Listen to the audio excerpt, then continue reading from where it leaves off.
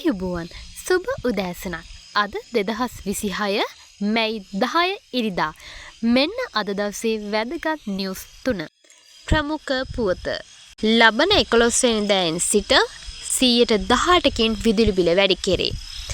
ලංකා විදුලි බල මණ්ඩලය විසින් පසුගිය අප්‍රේල් මාස ඉදිරිපත් කරන ලද සංශෝධිත ගාස්තු යෝජනාවලිය සලකා බැලූ මහජන උපයෝගීතා කොමිෂන් සභාව ලබන 11 වෙනිදාෙන් සිට ක්‍රියාත්මක වන පරිදි 118කින් විදුලි බිල වැඩි කිරීමට යෝජනා කරන තිබෙනවා.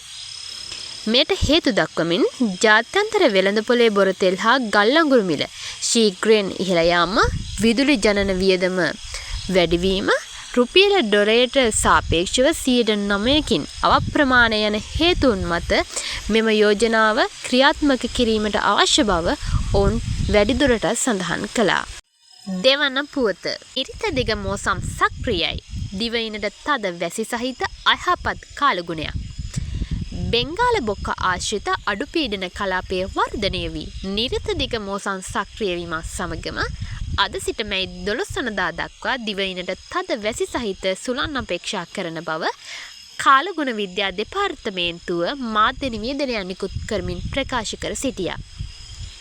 බස්නාහිර සබරගමුව මධ්‍යම හා දකුණු පළාත්වල ගාල්ල මාතර කළුතර රත්නපුර කෑගල්ල දිස්ත්‍රික්කවල ඇතම් ස්ථානවලට මිලිමීටර් 150 ඉක්මූ තද වැසි ඇතිවිය හැකි බවත් කොළඹ ගම්පහ නුවර එළියට මිලිමීටර් 100 පමණ වර්ෂාපයක් ඇතහැරෙන බව ඔවුන් තවදුරටත් එයින් ප්‍රකාශ කළා.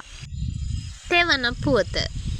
ඇමරිකාව හා ඊරාන ගැටුම් සමතයකට ඉක්මන් ප්‍රතිචාරයක් දවල මන්දිරයෙන් බලාපොරොත්තු වේ. ජනාධිපති ඩොනල්ඩ් ට්‍රම්ප් මාධ්‍ය අමතමින් කියා සිටියේ අප්‍රේල් 7 වනදා සිට සටන් විරාමයට අපි තවමත් ගරු කරන බවත්, නමුත් ඉරානයේ සාමයට කැමති නැතිනම් අපේ ජාතික ආරක්ෂාව වෙනුවෙන් වෙනත් විකල්ප සලකා බලනවා යනුවෙනි.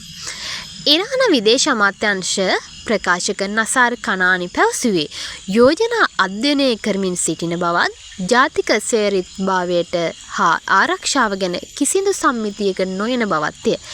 මේ අතර රුසියාව හා චීනය දෙපාර්ශ්වයෙන්ම සංවේගයෙන් කටයුතු කරන ලෙස ඔවුන්ගෙන් ඉල්ලා සිටින අතර මෙම තත්ත්වය සාකච්ඡා කිරීමට එක්සත් ජාතීන්ගේ ආරක්ෂක මණ්ඩලය මැයි 10 වනදා හදිසි රැස්වීමක් කැඳවා තිබේ. ප්‍රවෘත්ති අවසන්. හෙටත් උදෑසන 5:30ට නැවත හමු වෙමු. වීඩියෝ එකට ලයික් එකක් දාලා channel එක subscribe කරලා bell icon එක click කරලා තියාගන්න. එතකොට මං හෙටත් උදෑසනම දාන වීඩියෝ එකේ notification එක ඔයාලා ළඟටම ගෙන්න ගන්නවා.